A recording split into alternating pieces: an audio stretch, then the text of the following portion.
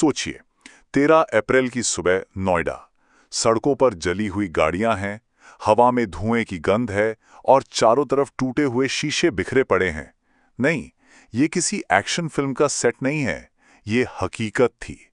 एक ऐसी हकीकत जिसने एक पूरे सिस्टम की दरारों को जैसे आग की रोशनी में लाकर खड़ा कर दिया। ये जो मंजर है ना, ये एक प्राइवेट इलेक्ट्रॉनिक्स फैक्ट्री के ठीक बाहर का था। और कमाल की बात यह है कि कुछ घंटे पहले तक जो हाथ स्मार्ट वॉच और ईयरबड्स बना रहे थे, उन्हीं हाथों का गुस्सा एक सैलाब बनकर सड़कों पे फूट पड़ा था। लेकिन सवाल यह है कि आखिर ऐसा हुआ क्यों? और उसी गुस्से के सैलाब के बीच एक सवाल गूंज रहा था। एक ऐसा सवाल जो सिर्फ पैसों का नहीं था, बल्कि वजूद का था। एक प्रदर्शनकारी ने पूछा, क्या हम सिर्फ वोट देने के लिए पैदा हुए हैं? और यकीन मानिए, ये सवाल इस पूरे संघर्ष के बिल्कुल केंद्र में है। तो चलिए इस पूरी कहानी की परतों को एक एक करके खोलते हैं। देखिए, ये सिर्फ एक दिन की हिंसा की बात नहीं है। ये सालों से सुलग रहे उस गुस्से का नतीजा है जो अब फट पड़ा। हम ये समझने की कोशिश करेंगे कि आखिर वो कौन सी वजहें थीं जिन्होंने मशीनों के साथ काम करने वाले हाथों को पत्थर उठाने पर मजबूर कर दिया। तो ये पूरी घटना नोएडा के एक इंडस्ट्रियल एरिया की है। यहाँ एक कंपनी के सैकड़ों कर्मचारी अपनी मांगों को लेकर इकट्ठा हुए थे। जो एक शांतिपूर्ण प्रदर्शन हो सकता था, वो देखते ही देखते एक बड़े टकराव में बदल गया। इस पूरे गुस्से की जड़ें वो उन आंकड़ों में छिपी हैं जिनसे ये मजदूर हर रोज हर पल जूझते हैं। ये मामला सिर्फ एक सैलरी स्लिप का नहीं है, ये जिंदा रहने के अर्थशास्त्र का एक बहुत ही कड़वा सच है। चलिए इस गणित को थोड़ा और करीब से समझते हैं। इस पूरे संघर्ष के बीच में एक नंबर है, 11,000 रुपए। सोर्सेस के मुताबिक ये यहां काम करने वाले एक ठेका कर्मचारी की औसत मासिक तनख्वाह है।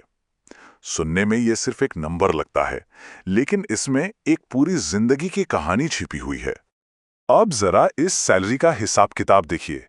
एक वर्कर ने बताया कि करीब 5,000 रुपए तो कमरे के किराए में ही चले जाते हैं और लगभग 5,000 रुपए खाने पीने और गैस पर खर्च हो जाते हैं। अब महीने के आखिर में हाथ में क्या बचता है? करीब 1,000 रुपए। सोचिए, इसी रकम से घर पैसा भेजना है, कभी बीमार पड़ गए तो इलाज भी कराना है, और भविष्य के लिए बचत, वो तो खैर भूल ही जाइए। जैसा कि एक और वर्कर ने कैमरे पर पूछा, 12,000 की सैलरी में हम क्या कर सकते हैं? ये सवाल सिर्फ एक आंकड़ा नहीं है, ये उस बेबसी की आवाज है जो हर महीने के आखिर में और भी ज्यादा बुलंद हो जाती है। लेकिन बात सिर्फ कम सैलरी की नहीं है, ये लड़ाई सम्मान की भी है। वर्कर्स ने आरोप लगाए हैं कि उन्हें लगातार अपमान और गालियों का सामना करना पड़ता है। ओवरटाइम का पैसा नहीं मिलता, बेसिक मेडिकल एड तक की सुविधा नहीं है, और तो और पानी पीने या वॉशरूम जाने के लिए भी परमिशन लेनी पड़ती है।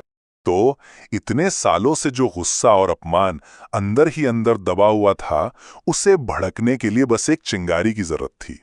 और वो चिंगारी थी एक टूटा हुआ वादा। हुआ ये कि 1 अप्रैल को मैनेजमेंट ने सैलरी बढ़ाने का वादा किया था।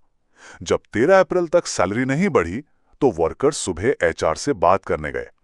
उन्हें बस एक उम्मीद थी कि कोई अधिकारी बाहर आएगा, उनसे बात करेगा, कोई आश्वासन देगा। लेकिन ऐसा कुछ भी नहीं हुआ। वर्कर्स का आरोप है कि मैनेजमेंट के लोग उनसे बात करने की बजाय फैक्ट्री के पिछले गेट से निकल गए। और बस यही वो पल था जब बातचीत के सारे रास्ते बंद हो गए और लोगों के सब्र का बांध टूट गया।